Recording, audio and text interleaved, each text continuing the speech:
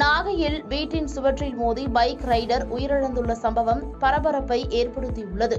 நாகப்பட்டினம் சுற்றுவட்டார பகுதிகளில் இரவு மற்றும் பகல் நேரங்களில் பைக் ரேஸில் ஈடுபடும் இளைஞர்களால் பொதுமக்கள் பெரும் அவதிப்பட்டு வருகின்றனர். இந்நிலையில் நாகப்பட்டினம் நகராட்சிக்குட்பட்ட திருமேனி செட்டி தெரு பகுதியைச் சேர்ந்த கோகுலகிருஷ்ணன் என்பவர் இன்ஸ்டாகிராமில் பிரபலமாக வேண்டும் என்பதற்காக விலை உயர்ந்த இருசக்கர வாகனத்தில் பல்வேறு விபரீத செயல்களில் ஈடுபட்டு இன்ஸ்டாகிராமில் பதிவு செய்து வரும் இவர் தனது நண்பருடன் புத்தூரில் டீ அருந்திவிட்டு பயகரா வளைவில் வந்தபோது தூக்க கலக்கத்தில் நிலை தடுமாறி வீட்டின் சுவற்றின் மீது அதிவேகமாக மோதியதில் தலையில் பலத்த காயமடைந்து சம்பவ இடத்திலேயே உயிரிழந்துள்ளார். அவரது நண்பருக்கும் பலத்த காயம் ஏற்பட்டு நாகப்பட்டினம் அரசு மருத்துவக் கல்லூரியில் சிகிச்சை பெற்று வருகிறார்.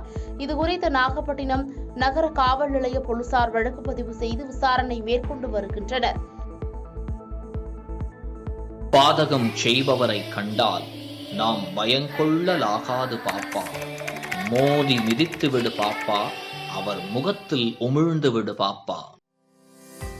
அண்மை செய்திகளை உடனுக்குடன் தெரிந்து கொள்ள இணைந்திருங்கள் இயம்நாடு தொலைக்காட்சியுடன்.